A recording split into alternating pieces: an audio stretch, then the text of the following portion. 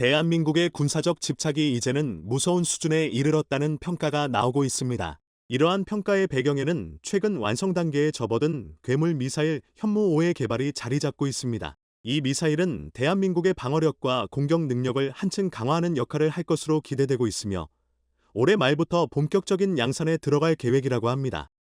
그런데 그 양산 규모가 상당하다고 합니다. 면밀한 분석에 따르면 대략 70여 발에 육박하는 생산량으로 이는 이미 대한민국이 보유하고 있는 미사일의 숫자를 생각할 때 과도하게 많은 양입니다. 이러한 대규모 미사일 생산 계획은 주변국들에게 분명히 골칫거리로 작용할 수밖에 없습니다. 주변국들은 대한민국의 이러한 군사적 움직임을 자신들의 안보에 대한 위협으로 인식할 수 있으며 이는 지역 안보의 불안정성을 증가시키는 요소로 작용할 수 있습니다. 또한 이는 군비 경쟁을 유발할 수 있는 요인이기도 합니다. 일반적인 인식에 따르면 대한민국이 강력한 재래식 군사 전력을 보유하고 있음에도 불구하고 핵무기가 없는 한 그 전력은 무용지물로 간주될 수 있습니다. 그러나 실제로 전문가들은 이와 정반대의 견해를 가지고 있습니다. 전문가들은 대한민국의 경우에 한정해서 재래식 미사일 전력이 핵무기보다 더 큰 우위를 가지고 있다고 분석하고 있습니다. 그 이유는 여러 가지가 있을 수 있지만 가장 큰 이유 중 하나는 핵무기의 사용 가능성 자체가 매우 낮다는 점입니다. 핵무기는 사용할 수 없기 때문에 가치 있는 것이라는 말이 있을 정도로 그 사용은 국제사회의 막대한 반대와 결과적으로 발생할 파괴적인 후과를 가져오기 때문에 막상 사용할 수 있는 상황은 극히 드물다는 것입니다. 이에 반해 현무5와 같은 재래식 미사일은 실제 전투 상황에서 사용될 가능성이 훨씬 높으며 표적에 대한 정밀 타격 능력으로 인해 전략적 가치가 매우 높습니다. 또한 핵무기에 비해 상대적으로 국제사회의 반발을 덜 살 수 있으며 전쟁 억제력을 유지하는 데 있어 핵무기 못지않은 효과를 발휘할 수 있습니다. 따라서 대한민국이 재래식 미사일을 강화하는 것은 자국의 안보와 국제정치에서의 입지를 강화하기 위한 전략적 선택으로 해석될 수 있습니다. 결국 이러한 분석은 대한민국이 현대 전쟁의 양상과 국제사회의 정치적, 군사적 현실을 고려하여 자신의 안보 전략을 조정하고 있다는 것을 보여줍니다. 현무5의 개발과 양산은 이러한 전략의 구체적인 실행으로 대한민국이 지역 강국으로서의 위치를 확고히 하고 국제적인 안보 환경에서 자국의 이익을 보호하며 국가의 주권을 유지하기 위한 노력의 일환으로 볼 수 있습니다. 핵무기뿐이라는 공식이 세워져 있기 때문인데요. 미를 가장 잘 보여주는 게 다름 아닌 우크라이나 전쟁입니다. 러시아는 전 세계에서 미국 다음으로 많은 양의 핵무기를 보유하고 있지만 정작 모스크바가 공격당하는 지금까지도 재래식 미사일만을 사용하고 있습니다. 핵무기를 사용하면 전쟁을 끝낼 수는 있겠지만 미 경우 자신들도 핵보복을 받으리라는 걸 너무나 잘 알고 있는 것입니다. 다만 언제든 핵무기를 발사할 수 있다는 걸 정치적으로 활용해 국제사회를 협박하고 있을 뿐인데요. 그러나 대한민국의 경우는 정반대입니다. 우선 수천 발에 미르는 막대한 미사일 물량으로 핵에 버금가는 광범위한 타격을 입힐 수 있고 결정적으로 대한민국에는 현무5가 있습니다. 여러 가지 현실적 문제들로 사용하기 어려운 핵무기와 달리 현무5는 전략적 판단에 따라 언제든 사용할 수 있습니다. 그러면서 심지어 위력은 전술핵에 버금갑니다. 대한민국만 혼자서 게임의 틀 밖에 있는 득수 무기를 보유한 셈입니다. 이른바 룰 브레이커인데요. 그런데 최근 관계자들 사이에서 심상치 않은 소문이 들려오고 있습니다. 현무5 양산 단계에 돌입한 대한민국이 여세를 몰아 넥스트 스텝, 즉 현무6 개발에 돌입했다는 건데요. 그래서 준비했습니다. 오늘은 대한민국이 현무5를 개발한 이유와 현무6에 대한 새로운 소식까지 확실히 알려드리겠습니다. 현무5의 시험 영상이 최초로 공개되었을 때 전 세계는 경악을 금치 못했습니다. 무려 8터부터 9톤에 육박하는 압도적인 탄두 중량 때문이었습니다. 이는 전 세계 모든 무기체계와 역사서를 뒤져봐도 유래를 찾아보기 어려운 중량인데요. 실제로 현무5는 현존하는 가장 무거운 탄두를 탑재한 미사일로 알려져 있습니다. 심지어 철저히 베일에 가려져 비밀리에 개발이 진행되던 현무5는 올해 초 시험 발사가 성공하자 2023년도 내에 양산을 시작한다는 충격 발표로 국제사회를 놀라게 했는데요. 혹자는 현무5의 개발로 드디어 한국형 삼축체계의 핵심이 완성되었다고 분석하고 있습니다. 한국형 삼축체계는 적성국이 대량 살상무기, 이를테면 핵미사일 등을 발사하려고 시도할 때 먼저 그 징후를 탐지하고 선제 타격을 가하는 킬체인이 실패했을 때 날아오는 미사일을 공중에서 요격하고 대한민국을 방어하는 한국형 미사일 방어체계 KAMD 2호 도발 원점을 완전히 박살 요량으로 적극적인 공격을 퍼붓는 대량 응징 보복 캠피어로 구성되어 있습니다. 현무5는 이 중에서도 KMPR 단계에서 가장 중추적인 역할을 담당하는데요. 킬체인과 KMD가 방어적 성격이 강하다면 KMPR은 공세적 성격이 강합니다. 캠플이 발동되었다는 건 사실상 전면전 상황이 벌어졌다는 것과 다를 게 없기 때문에 피해 규모를 줄이기 위해선 단시간에 적의 도발 의지를 완전히 상실하게 할 필요가 있습니다. 현무5가 다소간의 사거리를 포기하고 탄도 증량 증가, 즉 고인력에 집중한 것도 적성국 지도부가 모여있는 주요 군사시설을 단 한 발로도 초토화할 수 있는 압도적인 화력을 보유하기 위해서인데요. 당장 북한만 봐도 대부분의 주요 군사시설이 지하 벙커나 갱도에 숨어있다 보니 어지간한 위력으로는 흠집조차 낼 수 없습니다. 심지어 만에 하나 미국이 핵미사일 보복을 하더라도 지하 갱도에 숨어있는 북한 수뇌부와 핵심 시설들은 큰 피해를 보지 않을 가능성이 큽니다. 핵미사일은 특정 목표물이나 지역이 아니라 광범위한 지역에 타격을 입히는 게 목적이라 일반적으로 지표면이 아닌 일정 고도 이상 상공에서 폭발하는 경우가 대부분인데요. 문제는 한반도의 지질이 대부분 암석류 중 가장 경도가 높은 화강암으로 이루어져 있어서 이 정도 폭발력으로는 지하까지 충격이 전달되지 않는다는 것입니다. 더군다나 북한은 연필 한자루도 제대로 못 만들 정도로 공업력이 형편없지만 그 대신 사람을 갈아 넘어 화강암을 뚫고 지하 갱도를 만드는 데 도같은 집단입니다. 북한 전역에 고루 펼쳐져 있는 화강암 지반 속 깊숙한 지하 갱도에 미사일 사일로를 만들어 두면 설사 핵미사일 보목을 받더라도 2차, 3차 대응을 가하는 것도 문제가 되지 않습니다. 상호학증 파괴의 균형 속에서 북한만의 독보적인 위치를 선점한 것입니다. 물론 그 피해는 고스란히 국민이 지게 되겠지만 애초에 북한 지도부는 민간 피해 따위는 염두에조차 두지 않는 족속들입니다. 그러나 현무5가 전력화에 돌입하면서 이제는 사정이 조금 달라졌습니다. 그 이유를 이해하려면 잠시 무대를 바다로 옮겨야 하는데요. 현무5의 원리가 어뢰와 일맥상통하는 부분이 있기 때문입니다. 흔히들 대한미사일 같은 화려한 무기 체계를 좋아하지만 정작 전투 함정이 가장 두려워하는 무기 체계는 어뢰입니다. 대한미사일은 보통 몇 발쯤이야 피격되더라도 함정 자체의 방어력으로 버텨낼 수 있지만 어뢰가 수중에서 폭발의 버블제트를 일으키면 대수량 1만 톤이 넘는 거함도 단 한 발에 두 동강이 날 수도 있습니다. 어뢰가 수중에 폭발하면서 주변의 바닷물이 기화되고 수축과 팽창을 반복하면서 발생한 급격한 압력 차이가 상상 이상의 충격파를 만들어 내기 때문인데요.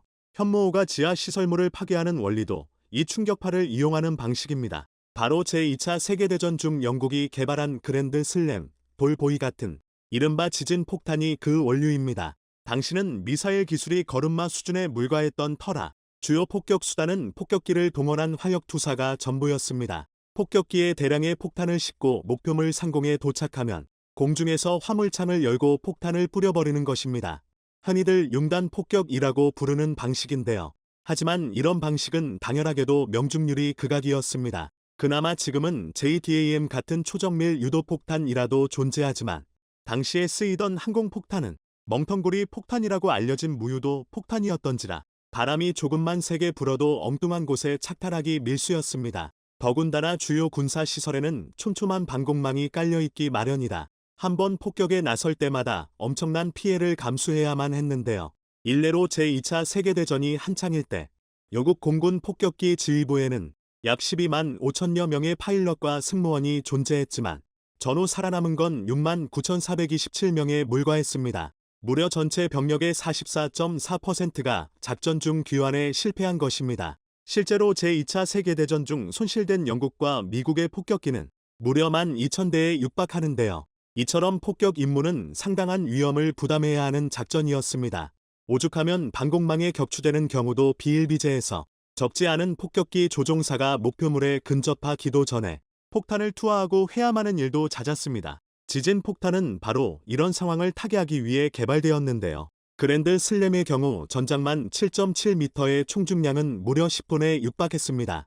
지진 폭탄은 지면에 닿으면서 내부의 폭약이 폭발하여 엄청난 중량의 쇳덩어리가 땅으로 뚫고 들어가 충격파를 일으켰고 한 발로도 일반 폭탄 수백 발이 필요한 광범위한 피해를 일으켰습니다. 무식한 중량과 위치 에너지를 이용해 지진 폭탄은 낮은 고도에서 떨어져도 저절로 땅속 깊숙이 박혔고 그 상태에서 폭발이 발생하니 효율적으로 기반 암층을 무너뜨릴 수 있었던 것입니다. 비록 현무5가 지진 폭탄과 반대로 직접 추진체로 비행해 목표물을 타격하는 미사일이지만 운동에너지와 충격파를 이용하는 근본 원리는 크게 다를 게 없는데요.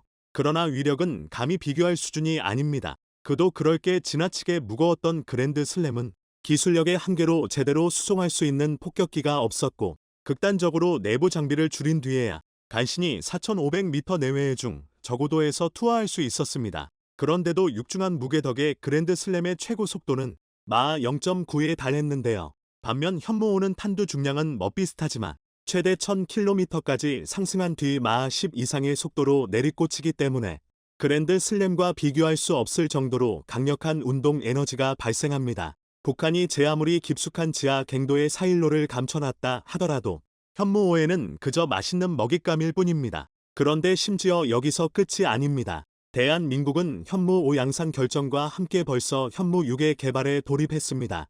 현무6의 RCS 연구가 진행되고 있다는 게 알려진 건데요. 여기서 RCS는 리액션 컨트롤 시스템의 약자로 압축 공기나 소형 로켓 분사로 미사일의 자세를 제어하는 시스템을 말합니다. 개발 초기 미사일 형상을 유추해 볼 수 있는 가장 중요한 연구 단계인데요. 이를 바탕으로 현무6 탄도미사일은 1단 부분이 길어지고 2단에는 고체 로켓 엔진을 장착한 것으로 파악되고 있습니다. 일단 외형적으로는 현무5와 크게 다른 점은 없어서 전문가들은 현무5의 형태는 그대로 유지하면서 성능 개량에 치중했을 것으로 보고 있습니다. 현무6과 현무5와 같은 외형을 가지고 가는 것은 텔의 효율성 때문으로 추측됩니다. 현무5의 TE는 16륜터부터 18륜으로 지금까지는 한국에서 찾아볼 수 없었던 긴 차체를 가지고 있었습니다. 현재 한국은 미사일의 성능이나 보유량, 생산 능력 등은 세계 어느 나라에도 뒤지지 않지만 한 가지 아쉬운 점이 있다면 미사일 발사대가 부족하다는 것인데요. 현무6의 형상이 바뀌면 그에 따라 TEL도 새로 개발해야 합니다. 그러나 현무5와 같은 TEL을 운용한다면 TEL을 새로 개발하는 번거로움이 없어 보다 효율적이고 더 많은 TEL을 생산해 확보할 수 있습니다. 여기에 합동화력함까지 더해진다면 대한민국의 활력투사 수단은 핵 이상의 가치를 지니게 될 텐데요. 아무리 핵무기와 ICBM, SLBM, ALCM 같은 3대 핵 두발 수단을 모두 갖추고 있다 하더라도 실제 전쟁이 발발했을 때 적국을 향해 발사하기란 쉬운 일이 아닙니다. 그래서 냉전 시대 미국과 소련은 상호 확증 파괴, 즉 상대가 핵공격을 하면 나도 핵공격을 가해서 상대를 전멸시키겠다는 무시무시한 전략을 세웠고 그날은 인류 최후의 날인 둠스데이가 될 것이라고 예언하기도 했습니다. 반면 대한민국의 현무 시리즈는 지금 공개된 스펙으로도 이미 핵 이상의 무력을 보여주고 있습니다. 그러면서도 동시에 위력을 제한할 수 있다는 점 덕분에 비교적 사용이 자유롭습니다. 난장판이 되어버린 국제사회의 힘의 균형 속에서 대한민국만의 독자적인 물을 수립한 것입니다. 그리고 이제 우리는 이걸 자주국방이라 불러도 되겠습니다. 러시아 우크라이나 전쟁이 장기간 이어지면서 세계 각국이 군비 증강에 열을 올리고 있습니다. 그 가운데 K2 전차, K9 자주포, FA-50 공격기 등 한국 무기가 큰 인기를 끌며 폴란드와의 계약을 시작으로 계속해서 여러 국가와의 새로운 무기 계약 소식이 전해지고 있죠. 최근에는 잠수함 도입 경쟁 역시 치열해지면서 뛰어난 조선 기술을 보유한 한국의 잠수함이 주목받고 있다고 하는데요. 호주에서 잠수함 도입을 위한 경쟁이 벌어졌는데 한국과 미국, 프랑스 3파전으로 좁혀지며 우리 기업들이 다시 한번 승리를 쟁취해 낼 수 있을지의 귀추가 주목되고 있다고 합니다. 특히나 현재 미국의 잠수함 건조 능력으로는 호주용 잠수함까지 수용할 여력이 안 됨에도 불구하고 바이든 정부에서 호주 잠수함 초기분을 본인들이 건조하겠다고 나서 비판을 받고 있다고 하는데요. 그 자세한 내용 알아보도록 하겠습니다. 호주는 현재 스웨덴에서 기술 지원을 받아 건조한 배수량 3,000톤의 콜린스급 잠수함 6척을 보유하고 있습니다. 6척의 잠수함은 1990년대 말부터 2000년대 초에 걸쳐 취역해왔기에 2030년대 초에 수명이 끝날 예정인데요. 이에 호주는 2014년부터 콜린스급 잠수함을 대체할 재래식 잠수함 12척을 도입하기 위해 경쟁을 벌여왔습니다. 지난 2016년 4월 독일, 스웨덴, 일본, 프랑스 4개국 업체들의 치열한 경쟁 속에서 소트핀 바라쿠다급 잠수함을 제안한 프랑스의 나발 그룹이 우선 협상자로 선정됐습니다. 수트핀 바라쿠다급은 프랑스 해군의 차세대 핵잠수함인 바라쿠다급의 재래식 추진 버전입니다. 치열한 경쟁 끝에 프랑스 잠수함이 선정되었으나 여러 가지 문제로 호주 국방부와 프랑스 나발 그룹과의 정식 계약은 2019년 2월이 되어서야 체결될 수 있었는데요. 하지만 호주에서 추후 건조할 잠수함의 척당 가격이 우리 돈으로 4조 원이 넘는다는 사실이 알려지면서 큰 논란이 일어났습니다. 그리고 지난 2021년 9월 논란 끝에 결국 프랑스의 날벼락이 떨어지고 말았습니다. 과거 재래식 잠수함 도입 계획을 밝혔던 호주가 핵잠수함으로 방향을 바꾸며 큰 파문을 불러온 것인데요. 호주, 영국, 미국의 앞 글자를 딴 오코즈라는 3국 안보 파트너십을 출범하며 호주가 프랑스와 맺은 잠수함 건조 계약을 취소하고 나섰습니다. 당연히 프랑스는 크게 반발했지만 든든한 동맹국을 만난 호주에게는 통하지 않았습니다. 중국의 위협에 대응하기 위해 미국, 영국의 도움을 받아 핵잠수함을 도입하기로 결정한 것이었죠. 호주는 미국에서 핵잠수함 관련 기술을 이전받아 자국에서 최소 8척의 핵잠수함을 건조할 계획임을 밝혔습니다. AUKUS 당사자들은 핵잠수함에 재래식 무기만 탑재할 계획이기 때문에 핵 비확 산조약을 위배하는 것은 아니라는 입장을 고수하며 계획을 밀고 나갔습니다. 한편 호주의 조선업은 콜린스급 사업의 오랜 지연, 수상 전투함의 건조 지연 등 사업이 계획대로 진행된 적이 거의 없는데요. 프랑스의 지원으로 건조하려던 잠수함도 제때 건조될지 의문이 제기되던 상황이었습니다. 이에 호주는 콜린스급 6척의 수명 연장 사업을 진행하기로 결정하기도 했었죠. 특히 이번 핵잠수함 사업의 경우 미국의 지원을 받는다고 하더라도 훨씬 복잡한 핵잠수함의 구조 때문에 제대 건조할 가능성이 매우 낮습니다. 이러한 호주의 어려운 상황을 지켜보던 외국 업체들은 호주가 핵잠수함을 도입할 때까지 능력 격차를 해소할 수 있도록 3,000톤급의 잠수함을 제안하기 시작했습니다. 첫 주자는 우리나라였는데요. 지난 2022년 7월 우리나라는 호주에게 잠수함 인도까지 남은 7년 안에 리튬 배터리를 탑재한 3,000톤급의 도산 안창호급 잠수함 기반 첨단 재래식 잠수함 7척을 건조해주겠다 제안했습니다. 또한 기존 계약을 파기당했던 프랑스도 제안에 나섰습니다. 지난 9월 AUKUS에게 등을 찔렸다며 불쾌감을 나타냈던 프랑스 대통령이 호주 해군 능력의 격차를 해소하기 위해 프랑스에서 건조한 재래식 잠수함 4척을 제안했다는 사실이 알려진 것입니다. 이제 호주는 날아가는 콜린스급을 고쳐 쓰느냐, 새로운 재래식 잠수함을 일부 도입해서 핵잠수함이 배치될 때까지 쓰느냐를 결정해야 합니다. 한편 미국에서도 호주의 전력 공백을 메우기 위한 논의가 한창 진행되고 있다고 하는데요. 미국 외신을 통해 바이든 행정부가 중국 해군력 증강에 대응하기 위해 호주가 도입할 잠수함의 초기 분을 자신들이 건조하고 호주가 비용을 대는 것에 대해 논의하고 있다는 소식이 전해졌습니다. 미국 측의 제안을 호주가 받아들일 경우 최소한 초기 물량만큼은 호주가 목표하는 2030년대 초까지 공급받을 수 있다는 장점이 있습니다. 그러나 현실적인 문제는 현재 미국의 잠수함 건조 능력으로는 호주용 잠수함까지 수용할 여력이 안 된다는 것입니다. 미 해군은 여러 차례 미국 잠수함 건조업체들의 능력이 떨어지고 그 때문에 비용 및 일정이 초과되고 있다고 비판해왔습니다. 현재 호주는 미국 측의 제안과 우리나라의 제안, 그리고 프랑스의 제안을 검토 중인 것으로 보입니다. 우리 기업들이 또 한 번 호주에서 승리할 수 있을 것인지 귀추가 주목되는 가운데 한국조선업의 독보적인 기술력으로 한국의 승리를 점치는 목소리가 커지고 있습니다. 그와 함께 한국조선 사업 전반에 관한 관심 역시 커지고 있는데요. 여러 뛰어난 기술을 보유하고 있지만 특히나 LNG선 설비 기술은 단연코 우리나라가 최고라고 할 수 있습니다. 다른 나라의 설계 도면을 그대로 보여줘도 못 따라올 정도라고 하죠. 현대 삼호중공업의 한 관계자는 렌즈 운반선 핵심은 화물창입니다. 설계 원천 기술은 프랑스 GTT, 게즈 트란포어트 앤드 테크너게즈가 갖고 있지만 설비 기술은 단연 우리나라가 최고입니다. 같은 설계 도면을 보고 시공해도 한국을 따라올 수 없는 겁니다. 국내 3사만이 경쟁한다는 평가가 나온 것도 바로 이 시공 기술 덕분입니다. 라고 밝혔습니다. 단순 수주량 경쟁에서 벗어나 고부가 가치 선박 중심의 선별 수주 영업을 가능하게 한 주역도 바로 LNG 운반선인데요. 그로 인해 불과 2년 전만 하더라도 일감절벽을 우려하던 조선업계가 다시 바쁘게 뛰고 있습니다. 지난달 국내 한 언론에서 현대중공업 울산조선소와 더불어 한국조선해양이 수주한 렌즈 운반선을 건조하는 핵심 기지인 영암조선소를 찾았습니다. 앞서 주문된 선박들이 진수된 뒤 그 빈자리를 최근 집중적으로 수주한 LNG 운반선들이 속속 채우고 있었는데요. 매체는 영암조선소가 2026년 일감까지 이미 확보를 마무리한 상태라고 전했습니다. 기자는 현재 건조되고 있는 LNG 운반선에 올라 선박의 내부 모습에 대해서도 보도했는데요. 그리스의 알파가스사가 주문한 세 척의 렌즈 운반선 가운데 첫 번째로 건조되는 선박에 올라 그 소식을 전했습니다. 해당 선박은 내년 4월 진수대 선주사에 인도될 예정으로 주요 화물창 건조 작업이 마무리된 상태로 초저온 액체 저장을 위한 피막을 설치하는 멤브레인 작업이 이뤄지고 있다고 합니다. 기자는 선박에 오르는 과정을 세세하게 전했는데요. 도크와 선박을 연결하는 철제 사다리를 통해 화물창 내부로 들어섰으며 선박 내부와 통하는 통로 입구에서 여건을 통해 옷과 신발에 묻는 흙먼지들을 모두 털어낸 뒤 들어갔다고 합니다.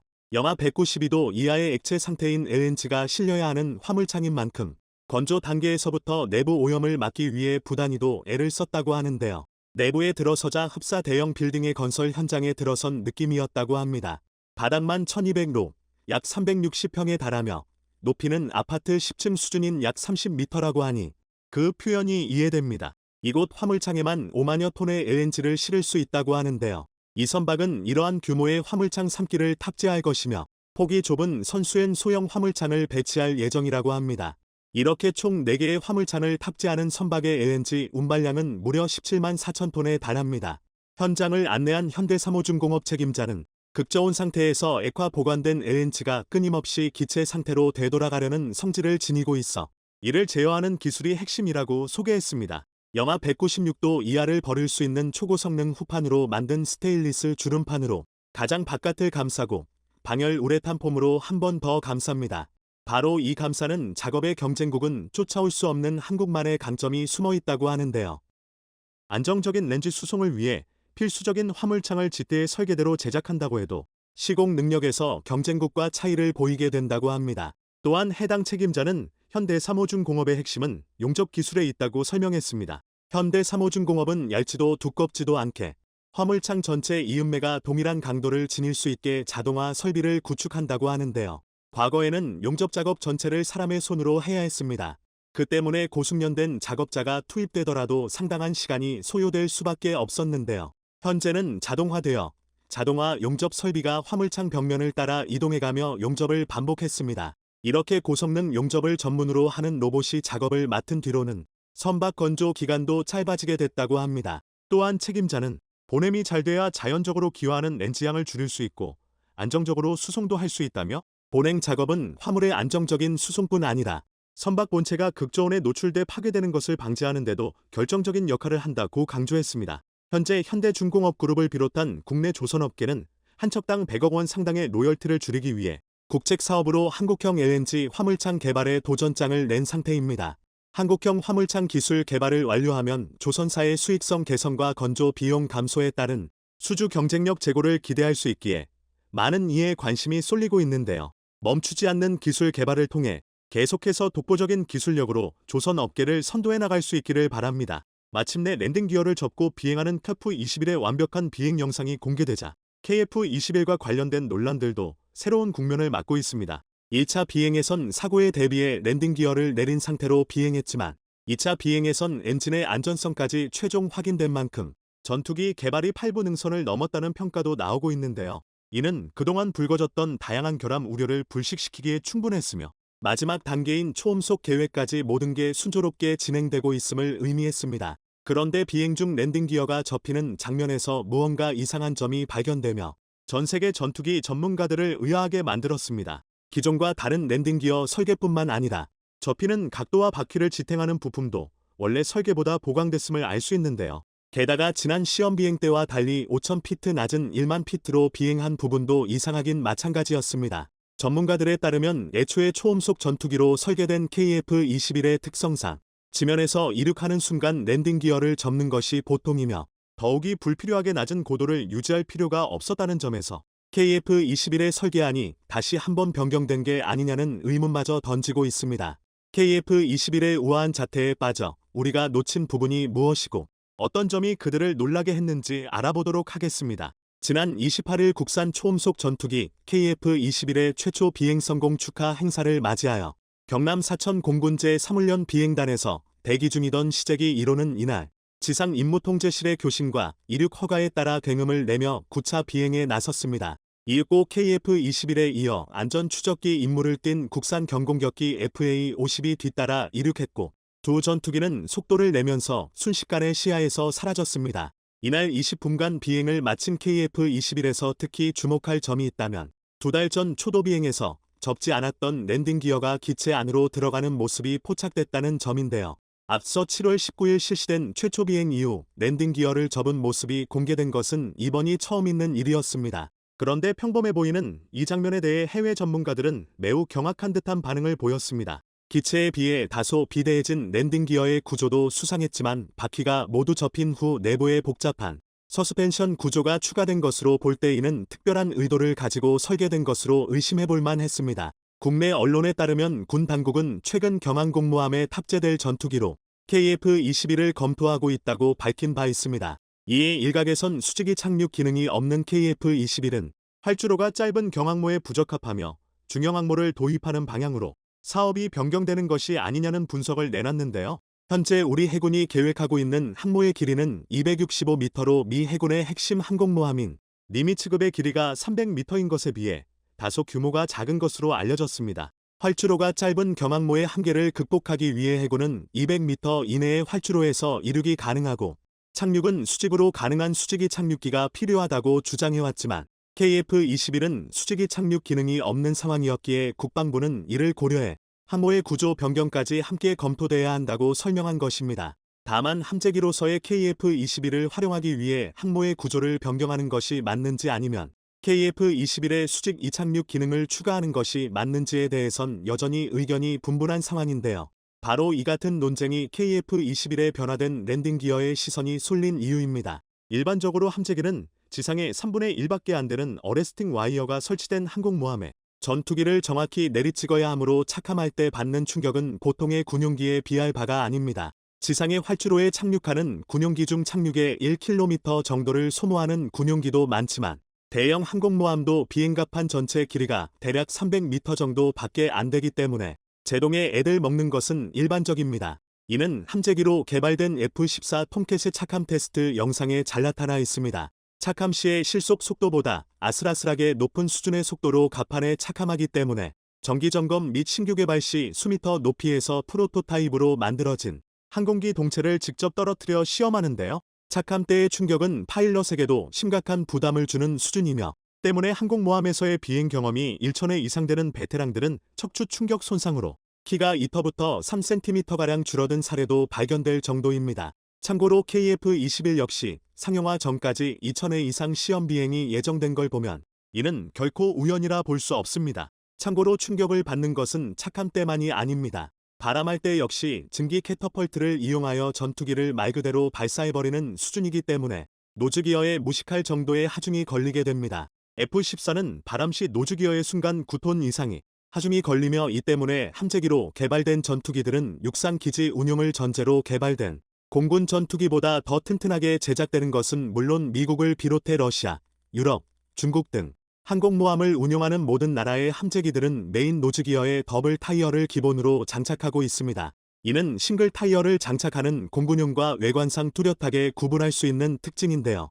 평범한 공군 전투기의 랜딩 기어보다 1.5배 이상 굵어야 하는 건 기본 전제이며 랜딩 기어만 보강되어서는 안 되는 게 1차적으로는 랜딩 기어가 힘을 받지만 기체 골조가 강화되어 있지 않다면 캐터펄트로 바람 시 앞부분만 뜯겨나가는 대참사가 일어날 수 있기 때문입니다. 즉 전체적으로 기체의 골조에 엄청난 기술과 투자가 선행돼야 한다는 것이죠. 그러므로 함재기의 수명 한도는 공군 전투기보다 2배 이상 길게 잡고 설계되며 그럼에도 불구하고 이착함 시 받는 충격 때문에 실제 운용 수명은 공군 전투기보다 더 짧다는 분석이 나올 정도입니다. 또한 바다에서 활용됨으로 염분에 대한 대책은 기본이며 좁은 고대서의 정비 효율을 높이기 위한 모듈화 설계도 요구되는데 이는 항공모함같이 좁은 곳에서 기체를 대규모로 정비하는 것 자체가 매우 어렵기 때문입니다. 최근 일산 킨텍스에서 열린 대한민국 방위산업전시회 부스에서 캐비는 KF-21의 함재기용 파생형인 KF-21N 모형을 최초로 공개했습니다. KF-21N의 모형은 함재기로 개발된 F-18 호넷과 여러 면에서 비슷한 특징들이 잘 나타나 있었는데요. 다만 KAI는 KF-21N의 항공모함 적재기라는 설명으로 모형의 성격을 명확히 밝히며 이착함 방식이 기존의 캐터펄트가 아닌 단거리 이암 및 어레스팅 기어를 이용한 강제 착함 방식이 적용됐음을 밝혔습니다. 또한 겸항 모형 함재기 도입 대상으로 거론됐던 미국 F-35B와 같은 수직 이착륙은 언급되지 않았는데, 이는 아직까지 중항모를 염두하여 KF-21N 설계가 이뤄지고 있음을 반영한 부분으로 보입니다. 현재 업계에서는 KF-21N 모형 공개가 KF-21 기본형의 랜딩 기어와 같은 이착함 장치 보강 및 윙 폴딩, 염분 방지 처리 등 함재기의 기능을 보강하는 데 문제가 없으며 KAI 측이 자체 개발 의지가 있다는 점을 보여주려는 의도로 랜딩 기어 폴딩 영상을 공개한 것이라는 평가를 내놓고 있습니다. 실제로 KAI는 함재기의 국내 개발 가능성은 얼마든지 열려있고 우리 엔지니어들에게 이를 조기에 실현화시킬 수 있는 능력이 있음을 확인했다고 밝힌 바 있습니다. KF-21의 다변화로 미래의 한국은 공중전에서 어떻게 싸울지, 그리고 어떤 방식을 활용할지에 대해 행복한 고민에 빠질 것으로 보입니다. 분명한 건 이 같은 KF-21의 다양한 변신은 중국과 일본 등 인접국에게 예상 밖의 사건이라는 점인데요. 새로운 영상이 공개될 때마다 매번 변칙적인 모습이 드러나니 KF-21의 존재 자체가 중국에게 상당한 고통과 스트레스가 된다는 중국 칼럼니스트의 주장이 이제서야 이해가 되는 것 같습니다. 이쯤 되면 최종 형태의 KF-21이 공개될 때면 아예 6세대 전투기라는 새 지평을 쓰는 건 아닌지 모르겠는데요. 불가능을 모르는 한국에게 7년이라는 시간이 주어진 이상 전 세계를 놀라게 할 대반전이 일어나는 게 어려운 일이 아니라는 건 우리 모두가 알고 있기 때문이죠. 지난 7월 폴란드 군비청과 한국이 K2 전차 1000대 수출 초도 계약을 맺은 지 2개월 만에, 그리고 지난 8월 4조 5천억 규모의 1차 인도분 공급 사업 계약이 체결된 지 단 1달여 만에 K2 흑표 전차의 폴란드 수출 차량이 완성되어 인수평가 작업에 들어갔다는 충격적인 소식이 전해졌습니다. 인수평가 작업은 출고 임박을 알리는 최종 점검 단계에 속하는 것으로, 이에 해외 신들을 비롯한 네티즌들은 한국의 빠른 납기 능력에 놀라움을 금치 못하고 있는데요. 더욱이 폴란드에 인도되는 K2PL 전차는 첨단 장비들이 대거 탑재되어 있는 모델로 신형 장갑재와 신형 장갑 모듈을 추가로 장착하였으며 여기에 360도 상황인식 장치와 원격 사격 통제체계 RCWS, 방어네트, 지뢰방어 키트 등을 적용해 전투 중량은 총 65톤 수준으로 증가했으며, 특히 소프트킬과 하드킬을 장착 세계 최고급 압스 능동방어 체계를 갖추고 있습니다. 소프트킬로는 방어용 레이더와 레이저 경고 장치, 유도교란 통제 장치, 복합 연막탄 등이 탑재되어 있고, 하드킬로는 적 투사체를 폭발이나 파편, 탄약 등으로 요격해서 무장의 탄도를 흐트러뜨리거나 조기 폭발을 유도하여 분리적으로 무력화하는 시스템이 장착되어 있죠. 대대적 성능 개량이 이뤄진 K2PL의 1차 초도분이 예상치 못한 빠른 시일 내에 출고되는 광경을 보자 해외 신들 역시 주목하고 있는데요. 디펜스11에 따르면 폴란드의 요구에 한국은 더욱 빠르게 응답했다 라고 하였고, 퍼롤러 메카닉은 빠른 납기 일정에 주목하며 탱크 초강대국이 되기 위한 준비를 하고 있는 폴란드라고 하였습니다. 레딧의 한 네티즌도 이렇게나 바로 빨리 조달이 되다니 현대와 한국 리스펙한다라고 전했죠. 이처럼 빠른 조달이 가능했던 이유는 사실 한국이 갖고 있는 고유한 특성 덕분이었습니다. 휴전국인 우리나라는 특히 육군체계에서 세계적인 규모를 갖추고 있는데요. 지상전 핵심 무기인 전차의 경우 이미 한국은 2600대 가량 보유하고 있지만, 첨단 차기 전차 도입 사업이 계속해서 진행되고 있어 2020년 K2 개량형의 3차 양산 계약이 확정되었고, 당시 K2는 글로벌 최신의 전차들 가운데 유일하게 양산이 진행 중인 전차였죠. 또한 지난해 말에도 K2 전차 4차 양산 소요까지 확정되어 올해 소요 검증과 사업 타당성 조사를 추진하고 있는 상황입니다. 즉, 한국군의 자체적인 수요로도 생산 설비 공장이 원활히 돌아가고 있는 만큼 우수하고 가성비 좋은 무기들을 빠른 시일 내에 대량으로 생산할 수 있는 역량을 갖추게 된 것이죠. 이런 국가는 현재 우리나라 밖에는 없습니다. 폴란드 수출용 K2PL 1차 도입분 중 10대는 우리 육군이 주문해 생산이 완료된 55대 가운데 폴란드가 요구하는 옵션을 달아 수출되는 방식인데요. 올해 초 폴란드가 올해 말까지 20대의 전차가 꼭 필요하다고 전하였고,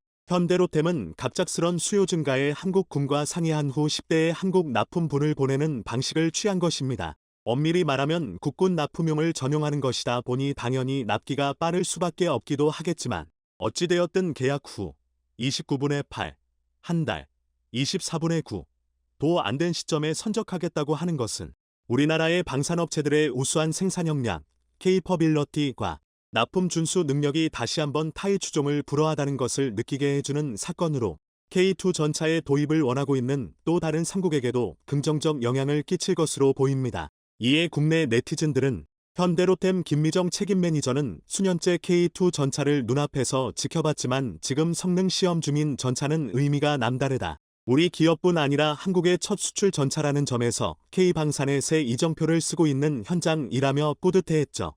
K2 PA의 1차 180대 롤량은 한국 창원 공장에서 생산되고 나머지 2, 3차 800여 대 가량은 국내와 폴란드 현지에서 생산되는 수량으로 충당될 예정인데요.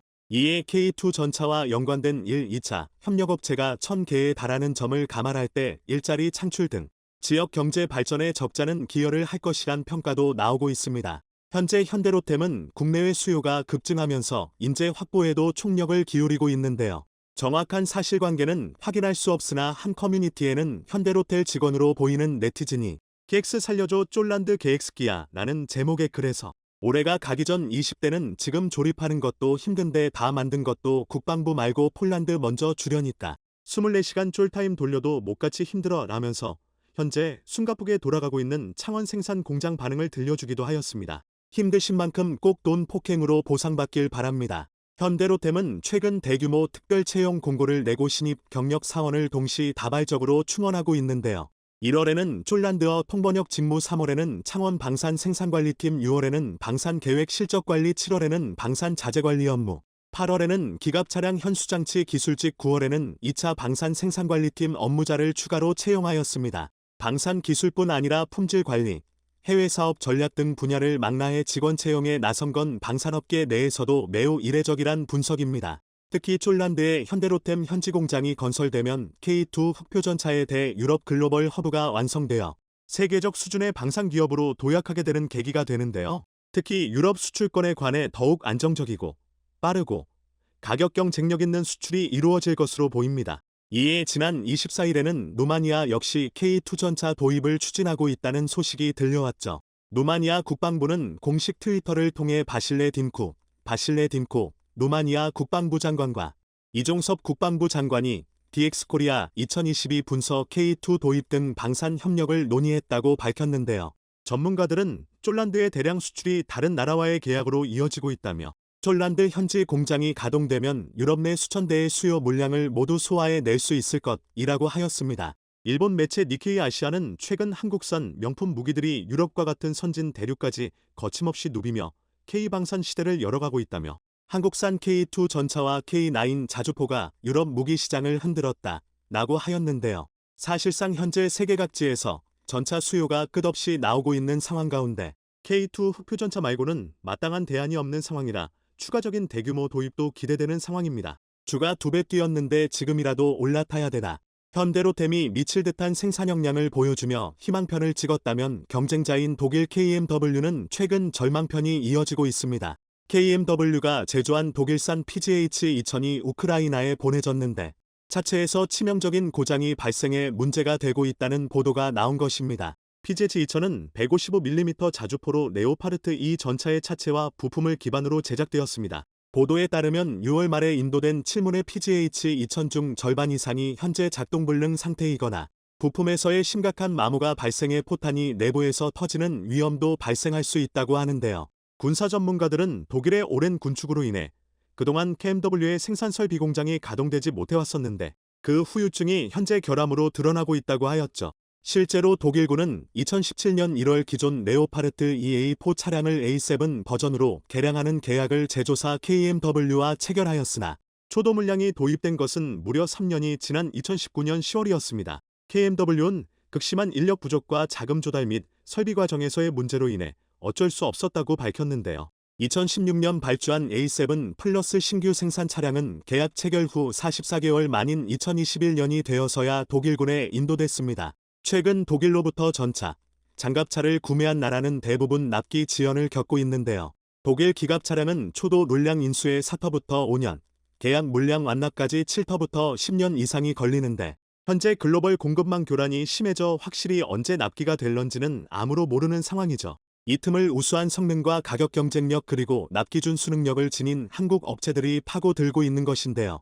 K2 전차는 소요 국가들이 요구하는 거의 모든 조건을 충족할 수 있는 현존 유일한 첨단 전차입니다. 독일, 미국의 모든 전차를 능가하는 공격력과 방어력은 기본이고 온대, 냉대, 사막 등 모든 환경에서 검증된 신뢰성까지 갖추고 있으며 또한 현대로템은 해외 수주 확대에 대한 의지가 강한 만큼 생산 능력 확대를 검토하고 있고 이로써 K2 측표 전차가 한때 3,600대 생산으로 서방 세계의 표준 무기로 군림했던 독일 표범 전차를 능가하는 글로벌 베스트셀러가 될 날이 임박해오고 있습니다. 한편 한국 방산 무기 수출 소식이 하루가 멀다 하고 들려오자 일본 네티즌들은 분을 이기지 못해 시샘의 눈길을 보내고 있는데요. 일본 최대 포털 사이트 야후재팬의 관련 기사에는 다음과 같은 댓글들이 달렸습니다. 한국 무기는 미국과 일본의 무기와 달리 특별히 새로운 것도 없으니 기존 부품의 엔진을 사서 조립만 하면 되니까 업계에 쉽게 팔리는 거죠.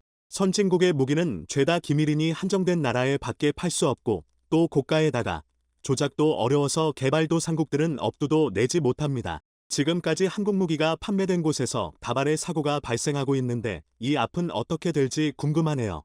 궁금하긴 뭘 궁금해. 난 후지산 폭발 날짜가 더 궁금해. 별표. 한국 무기가 한랭지에서 사막까지 광범위하게 팔리네요. 과연 적응이 가능할 거라고는 도저히 생각이 들지 않습니다. 처음엔 좋았다가 금방 고장나겠는데요. 아마 클레임 걸어도 원래 그런 거예요라고 할 것 같네요. 한국 무기는 성능은 그럭저럭인데 싸고 납기가 빠르니까 어쨌든 뭐 빨리 무기를 도입하고 싶어하는 나라들에게는 좋은 선택이 되겠지. 그러나 아마 그들 마음에도 미국이나 독일제 무기를 원하겠지만 말이야.